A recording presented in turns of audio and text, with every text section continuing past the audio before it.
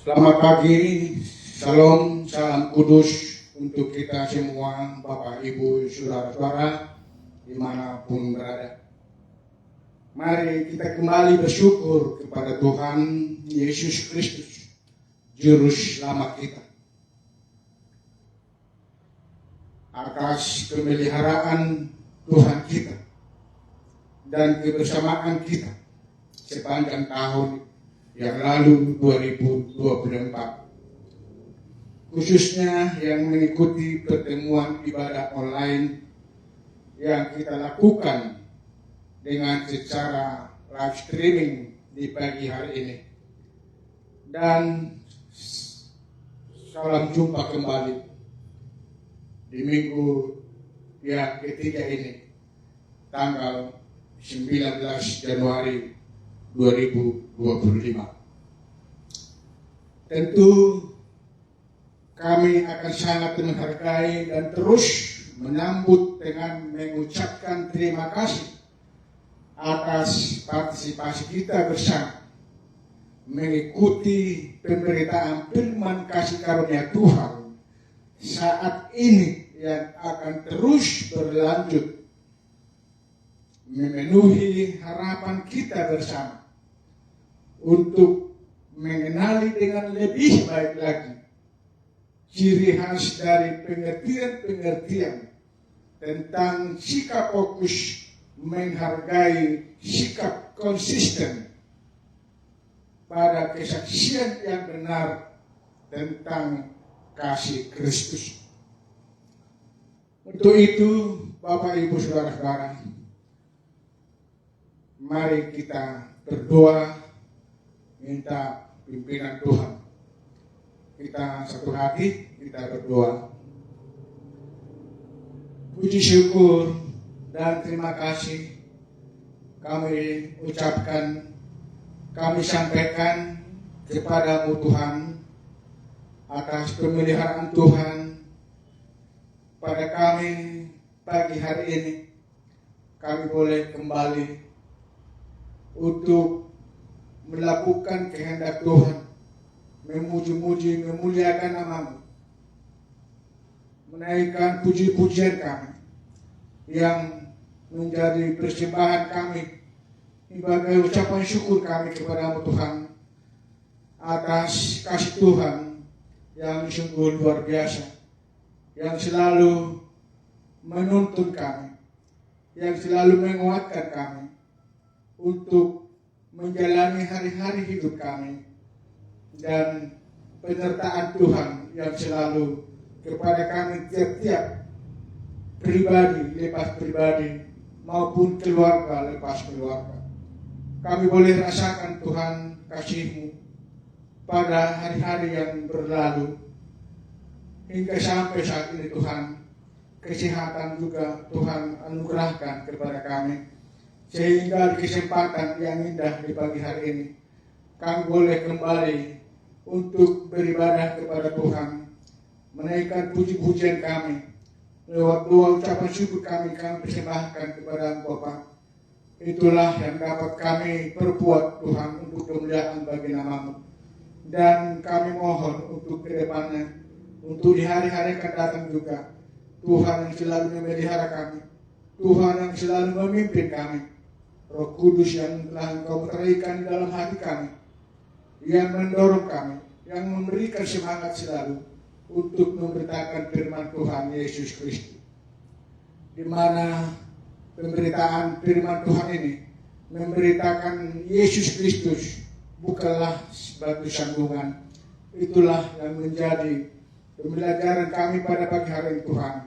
Kiranya Tuhan yang menguatkan kami dalam pembelajaran firman Tuhan ini dari awal, pertengahan hingga sampai akhirnya. Kami yakin dan percaya Tuhan akan memberikan semangat terus untuk memberitakan firman Tuhan, agar orang-orang yang mau mendengar terus dikuatkan oleh Tuhan, terus dituntun oleh Tuhan, sehingga hari-hari ini boleh tetap dipakai untuk memuji dan memuliakan Tuhan. Terima kasih Tuhan. Inilah doa kami, ucapan syukur kami dan segala permohonan kami. Kami sampaikan kepadamu di dalam Kristus Yesus Tuhan. Kami berdoa dan bersyukur. Amin.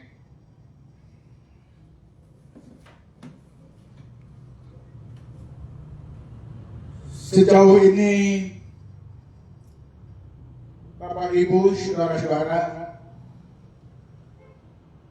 kita telah mendengarkan kabar baik tentang salib Kristus sebagai sumber segala pengertian tentang apa yang berguna.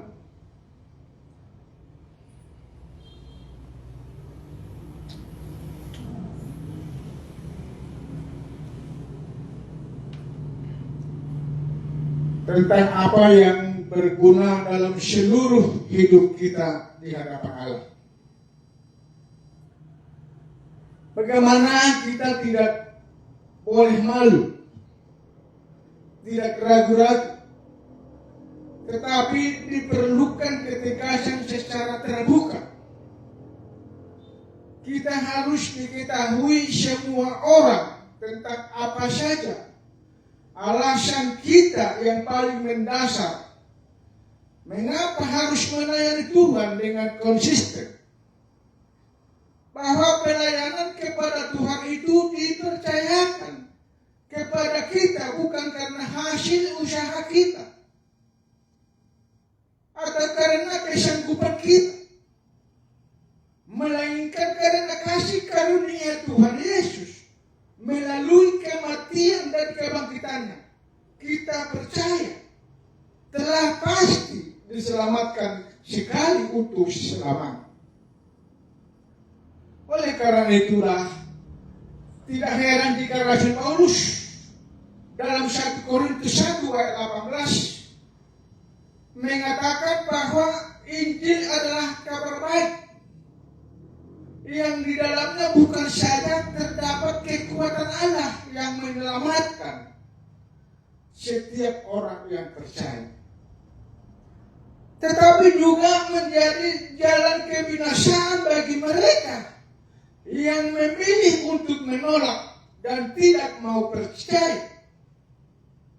Karena itulah alasan Rasul Paulus untuk tidak mau mengubah isi pemberitaannya dengan pikirannya sendiri dan tidak mau mengurangi atau kendor dalam semangatnya melakukan pekerjaan Tuhan yang sempurna, yaitu salib Kristus. Sebab memberitakan kasih Yesus Kristus bukanlah batu sandungan, tetapi sebuah sumber kekuatan Allah yang dibutuhkan oleh semua orang. Sebab Allah sungguh-sungguh menghendaki agar semua orang diselamatkan dan memperoleh pengetahuan akan kebenaran. Itu dikatakan dalam kitab 1 Timotius 2 ayat 3 dan 4. Dikatakan di sana agar semua orang diselamatkan dan memperoleh pengetahuan akan kebenaran. Bahwa Rasul Paulus tidak khawatir atas penilaian atau pendapat manusia kepadanya. Sejauh ia masih tetap konsisten dalam pemberitaan kebenaran salib Kristus, maka akan selalu ada pembelaan Tuhan kepadanya dan tidak akan dipermalukan. Paulus tidak berusaha merangkai kata-kata yang indah supaya terdengar dan terkesan hebat dalam pelayanannya, dan berharap berharap mendapat pengakuan dari manusia dan berharap puji-pujian dari manusia. Dia hanya tunduk dan taat kepada kehendak Allah dengan konsisten memberitakan firman Allah secara murni dan tidak berusaha keras supaya manusia memuji dirinya sendiri, melainkan menyampaikan kabar baik bahwa segala pujian hanya bagi Tuhan Yesus Kristus selamanya. Paulus juga sangat menyadari bahwa apabila ia mencoba menyenangkan hati manusia di atas kepentingan apa yang mendatangkan kesenangan dan kemuliaan bagi nama Tuhan Yesus, maka dirinya telah menghambat pekerjaan Tuhan dan menghambat jiwa-jiwa datang kepada keselamatan yang Tuhan anugerahkan kepada setiap orang yang percaya. Karena itulah Paulus selalu menjaga dengan baik untuk tidak berusaha memberikan kesan kepada para pendengarnya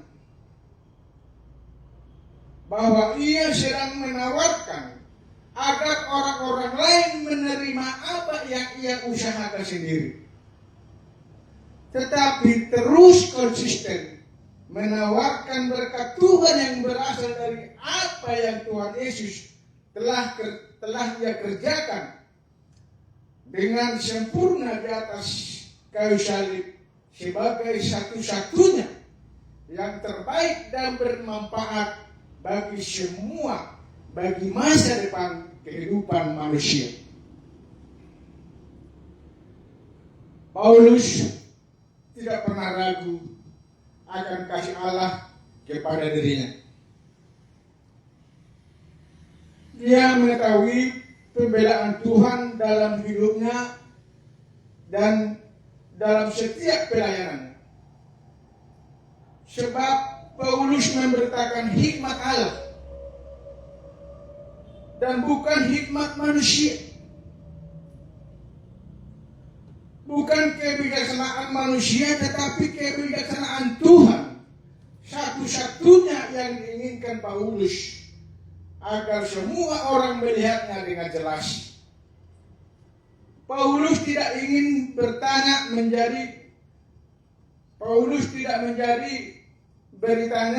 menjadi abu-abu, ya. Paulus tidak ingin beritanya menjadi abu-abu, tetapi harus terang benderang memperlihatkan kemuliaan Kristus satu-satunya melalui firman kebenaran Kristus yang disampaikan secara terbuka kepada semua orang. Untuk itulah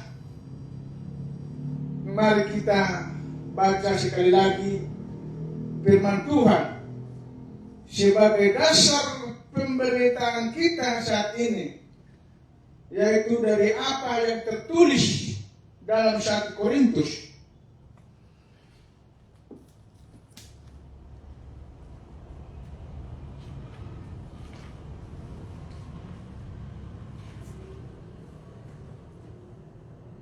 Satu Korintus 1 ayat yang ke-19 sampai dengan ayat yang ke-23.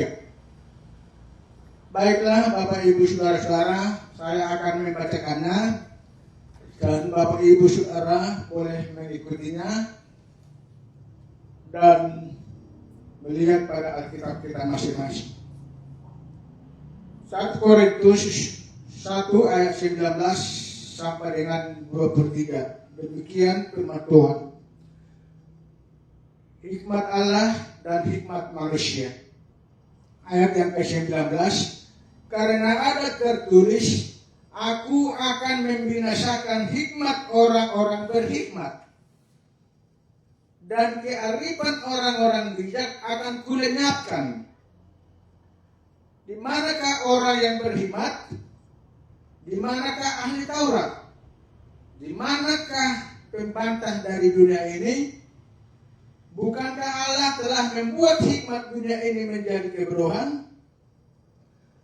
Oleh karena dunia dalam hikmat Allah tidak mengenal Allah oleh hikmatnya, maka Allah berkenan menyelamatkan mereka yang percaya oleh kebodohan pemberitaan Injil. Orang-orang Yahudi menghendaki tanda dan orang-orang Yunani mencari hikmat. Tetapi kami memberitakan Kristus yang disalibkan,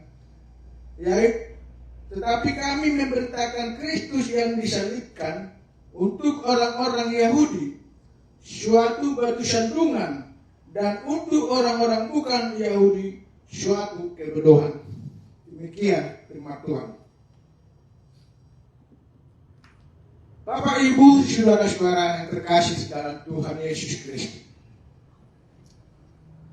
Hal yang penting yang pertama dapat kita pahami dari kebenaran firman Tuhan yang baru saja kita baca ialah bahwa Paulus menegaskan bahwa Tuhan pasti akan melenyapkan kebodohan manusia yang merasa dirinya paling bijaksana.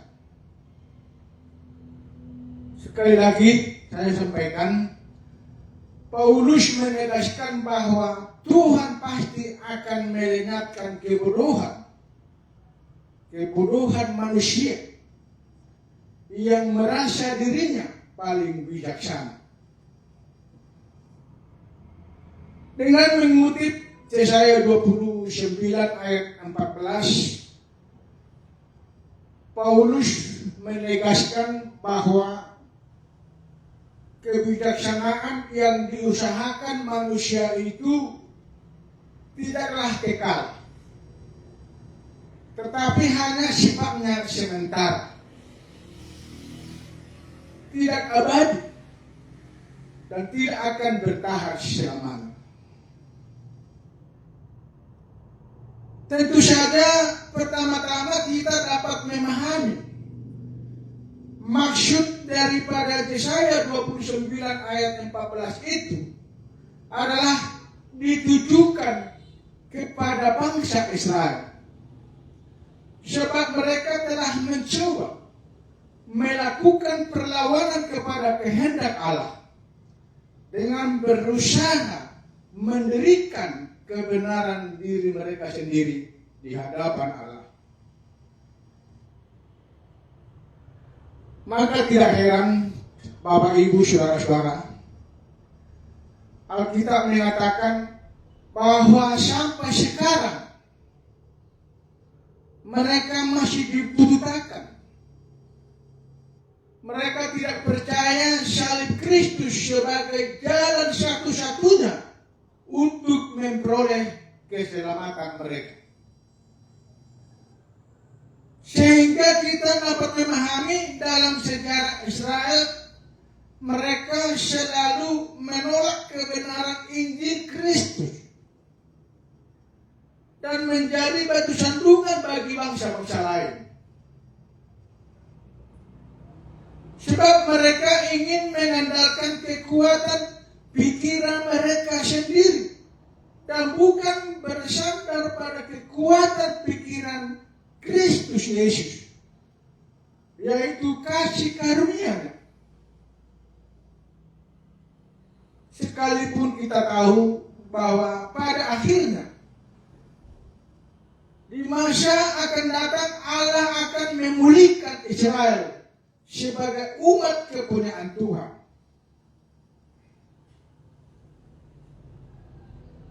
Tetapi untuk sekarang ini mereka bukanlah termasuk golongan umat Tuhan yang terbuka hatinya untuk menyambut dan menerima kasih karunia salib Kristus yang telah mengampuni segala dosa untuk terpanggil beriman sebagai jalan kebenaran dan hidup kekal untuk selamanya.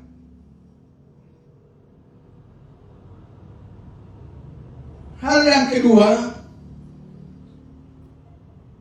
bahwa problem dari umat Israel adalah karena mereka tidak bersedia mendengarkan apa yang disampaikan oleh kebenaran firman Allah.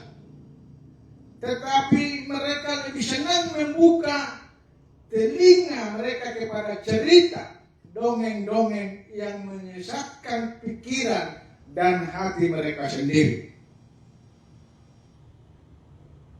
Sama persis dengan keadaan manusia di akhir zaman sekarang ini. Mereka lebih suka mendengarkan berita bohong dari satu orang dan dengan mudah saja diteruskan kepada orang lain tanpa memeriksa lebih dulu kebenarannya apakah bisa dipertanggungjawabkan atau tidak. Maka tidak heran banyak orang yang sangat menyesal dan pada akhirnya menjadi kecewa dalam hidupnya. Putus asa, tidak punya pengharapan, dan akhirnya menjauh dari Tuhan. Itulah sebabnya Tuhan Allah mencela sikap umat Israel yang lebih menyukai mendengarkan ajaran-ajaran manusia yang tidak benar dan tidak sesuai dengan firman Allah, daripada membuka telinga mereka mendengarkan apa yang benar dan yang berguna untuk memuliakan Tuhan. Dan itulah contoh sikap hati yang tidak patut untuk kita tiru. Karena hal itu sangat merugikan masa depan kita di dalam Tuhan.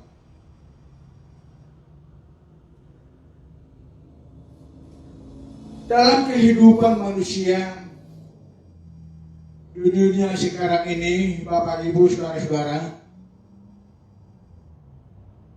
banyak orang ingin mengejar banyak hal yang dianggapnya sebagai jaminan masa depan. Dan tanpa disadari semua keinginannya tersebut pada akhirnya tanpa disadari telah menggantikan kehendak Allah. Tuhan bukan lagi menjadi nomor satu dalam hidupnya, tetapi menjadikannya sebagai sampingan. Kecuali ada masalah berat terjadi kepada dirinya, barulah manusia mau mencari Tuhan. Dan bangsa Israel adalah contoh yang demikian terjadi. Sebab mereka akan masuk ke dalam suatu masa sengsara besar, tujuh di masa antikristus.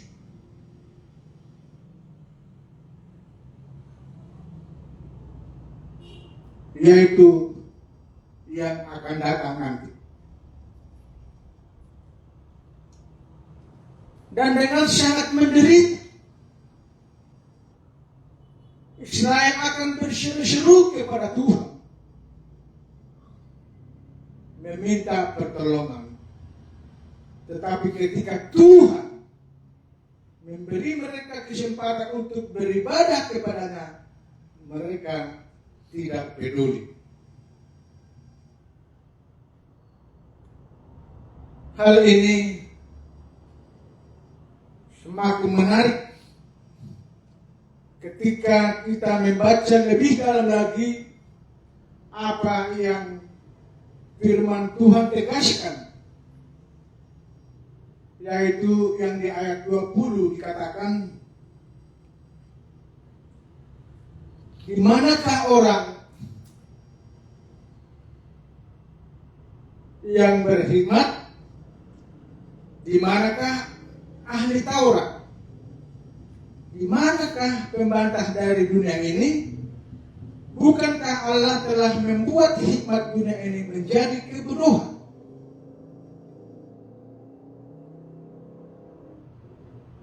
Firman Tuhan yang sangat luar biasa, Bapak Ibu Saudara-saudara. Buat kita yang sudah diselamatkan, tentunya untuk kedepannya firman Tuhan ini semakin kita ketahui, semakin kita mengerti lebih jelas dan lebih dalam lagi betapa kasih Tuhan Yesus Kristus sungguh baik kepada kita yang percaya kepadanya. Oleh karena itu, selagi ada kesempatan kita orang-orang percaya kepadanya, tetaplah kita peduli untuk beribadah kepadanya, untuk memuliakan namanya, meninggikan namanya sampai selama-lamanya. Bapak Ibu Saudara-saudara yang terkasih dalam Yesus Kristus, apa kesimpulan kita pada pagi hari ini? Firman Tuhan yang telah baru saja kita dengar. Mungkin banyak orang merasa dirinya paling pintar, paling bijaksana, paling berhikmat dan sebagainya. Namun firman Tuhan berkata dan memastikan di sini kepada kita yang percaya kepadanya, bahwa hanya hikmat Allah yang sanggup membuat kita tetap bertahan melayani Dia. Hanya hikmat Allah yang sanggup membuat kita tetap bertahan untuk melayani Tuhan Yesus Kristus. Firman-Nya membela kehidupan kita, dan kita tidak akan dipermalukan, melainkan dipermuliakan.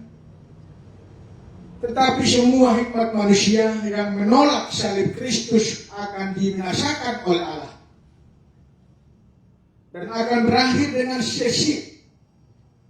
Tetapi hikmat dan kebijaksanaan firman Allah yang menyelamatkan hidup kita akan membuat kita berdiri tetap setia dan penuh sukacita melayani Tuhan di hadapan-Nya. Karena itu, mari kita tetap membuka hati kita untuk terus semangat menerima dan menghargai setiap kebenaran firman Tuhan. Dengan iman kita berkata, amin. Terima kasih Bapak Ibu Saudara-saudara. Inilah firman Tuhan yang dapat saya sampaikan untuk kita hari ini. Kiranya bagi para pendengar lewat ibadah online live streaming ini, Tuhan memberkati kita. Terpujilah namanya sampai selama-lamanya. Tuhan Yesus memberkati. Amin. Mari kita berdoa. Terpujilah namamu Bapa Tuhan kami Yesus Kristus, yang kami puji, kami sembah di dalam kehidupan kami. Kami bersyukur kepadamu Bapa atas kebaikan Tuhan, atas kuasa-Mu di salib Kristus yang menebus dosa kami, yang mengampuni dosa kami, yang menjadi keselamatan bagi kami yang percaya kepadamu Tuhan, sehingga kami memperoleh hidup kekal selamanya. Terima kasih Tuhan Yesus Kristus, kesempatan yang sangat indah ini di pagi hari ini. Sungguh-sungguh kami diberkati oleh Tuhan dengan firman-Mu Bapa menjadi makanan rohani kami. Biarlah Tuhan hidup kami ini dari hari ke hari dan untuk sampai selama-lamanya hidup kami ini dibaharui oleh Kristus. Sehingga hidup kami ini adalah hidup untuk melayani Tuhan. Banyak Tuhan yang masih kami benahi di dalam hidup kami ini untuk melakukan kehendak Tuhan. Kami percaya pada-Mu Bapa, Tuhan pasti menuntun kami. Tuhan pasti menyertai kami. Tuhan pasti menolong kami. Dan Roh Kudus yang telah Engkau meteraikan dalam hati kami, yang mendorong kami selalu supaya kami tetap semangat untuk melayani-Mu Bapa. Bapa yang baik, Bapa yang penuh kasih. Hidup kami ini adalah hidup yang harus untuk melayani Tuhan. Kapan saja dan di mana saja, Tuhan pasti memberkati anak-anak-Mu yang selalu menaruh harapannya kepada-Mu, yang selalu mempersembahkan hati dan pikirannya kepada-Mu, agar hidup semakin diberkati oleh Tuhan. Itulah Bapa yang kami syukuri di dalam hidup kami ini, atas kuasa-Mu yang menyelamatkan kami, sehingga kami tidak lagi binasa. Terima kasih Tuhan, kami tidak dapat berbuat apa-apa selain hanya untuk mengucap syukur kepada-Mu, memuji-muji nama-Mu, menaikkan puji-pujian kepada-Mu Bapa. Terima kasih Tuhan, kami untuk sehari akan datang. Tuhan pasti memberkati kami. Kami rindu untuk melayani Tuhan. Ajar kami selalu Tuhan, agar kehendak Tuhan boleh kami lakukan di dalam kehidupan kami ini. Boleh kami terapkan semua apa yang Tuhan inginkan dalam kehidupan kami. Boleh kami renungkan Tuhan firman kebenaran-Mu siang dan malam. Karena kami adalah anak-anak-Mu Tuhan yang telah Engkau wariskan surga yang baka bagi kami. Terima kasih Tuhan Yesus Kristus. Bagi orang yang haus akan kebenaran firman Tuhan, Tuhan pasti memberkatinya. Bapa yang baik, Bapa yang penuh kasih, saudara-saudara kami dimanapun mereka berada, Tuhan berikan kesehatan, Tuhan berikan kekuatan, dan Tuhan berikan apa yang mereka perlukan di dalam hidupnya. Karena kami percaya Bapa, semuanya, segala-galanya ada di depan-Mu, yang akan Tuhan bagikan kepada setiap orang yang meminta kepada-Mu. Terima kasih Tuhan Yesus Kristus. Anak-anak kami juga yang belum mendapat pekerjaan, yang belum mendapat pendamping sebagai rumah tangga, tunjukkan kepada mereka Bapa, dan berikan kekuatan dan kesabaran agar mereka tetap menyerahkan hidupnya kepada Tuhan untuk dipimpin oleh Tuhan. Karena semuanya itu adalah bersumber dari kasih Kristus. Terima kasih Bapa di dalam surga. Inilah ibadah kami yang telah kami lakukan dari awal ke tengah hingga sampai berakhir. Kami boleh nikmati Bapa sukacita dan damai sejahtera di dalam Tuhan. Terima kasih Tuhan, terpujilah nama-Mu. Di dalam Kristus Yesus Tuhan kami berdoa dan bersyukur. Amin. Terima kasih Bapak Ibu Saudara-saudara, ibadah kita dengan secara live streaming hari ini telah selesai. Tuhan Yesus memberkati. Shalom. Selamat hari Minggu.